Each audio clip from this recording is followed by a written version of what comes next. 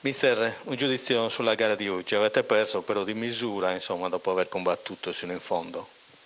Sì, come stavo dicendo, abbiamo perso con una squadra estremamente attrezzata, estremamente organizzata, che nella prima parte della partita ci ha schiacciato e noi ci siamo fatti schiacciare, ci siamo fatti sorprendere, e quindi la partita si è messa su un binario molto molto difficile. Sarebbe stato difficile anche con una squadra di levatura minore raddrizzare la partita, tanto di più con la Nuorese.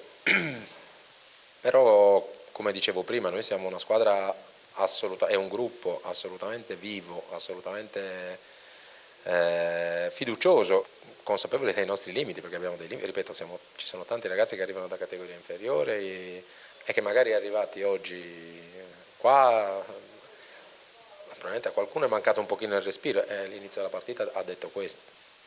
Poi si è complicato, però abbiamo sia le forze fisiche, perché abbiamo una preparazione buona e la gamba non ci manca, ma anche la qualità. Chiaramente dobbiamo recuperare qualche giocatore per evitare di far giocare tanti giocatori fuori ruolo che si adattano alla grande. Oggi hanno fatto l'impossibile. Ecco, mister, una partita che è andata avanti, diciamo, incerta sino alla fine. E la sua squadra ha dimostrato verve e buone qualità tecniche, ecco, però in questo risultato così striminzito, risicato, c'è molto forse anche del fatto che la Nuorese a un certo punto ha limitato il suo gioco, comunque è calata. La Nuorese parlerà mister Fraschetti, che la conosce bene. Io penso che sia il calcio, è così. Quando magari è normale che magari ti trovi con un certo tipo di vantaggio, non riesci a chiuderla del tutto e poi probabilmente anche la Nuorese ti viene da pensare magari alla partita precedente dove dopo essere andato in vantaggio sei andato sotto e l'hai raddrizzata alla fine. Anche la Nuorese, per quanto sia una squadra molto attrezzata, molto organizzata e molto ben allenata, sono sempre ragazzi come gli altri, quindi è normale che possa subentrare un pochino di incertezza, non riesci più a fare le cose che fino a un certo punto della partita sembravano facilissime e di conseguenza noi abbiamo usato un po' di più, abbiamo rischiato un po' di più. Noi dobbiamo trovare il carattere per rischiare un pochino da prima, no?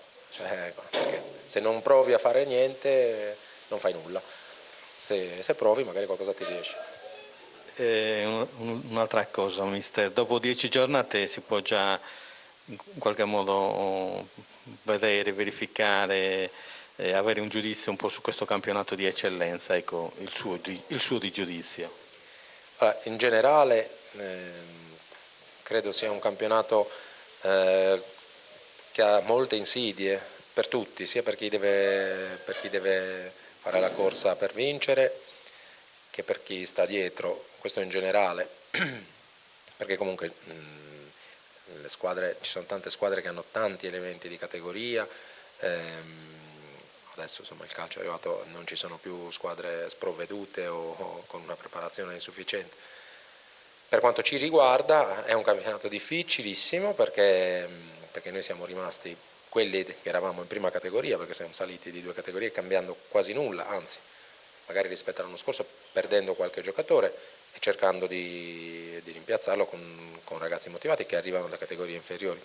È la nostra dimensione, lo sappiamo, lavoriamo tantissimo per quello che sono le nostre possibilità e sicuramente per noi è più dura rispetto agli altri perché comunque è una novità, per questo gruppo è una novità assoluta.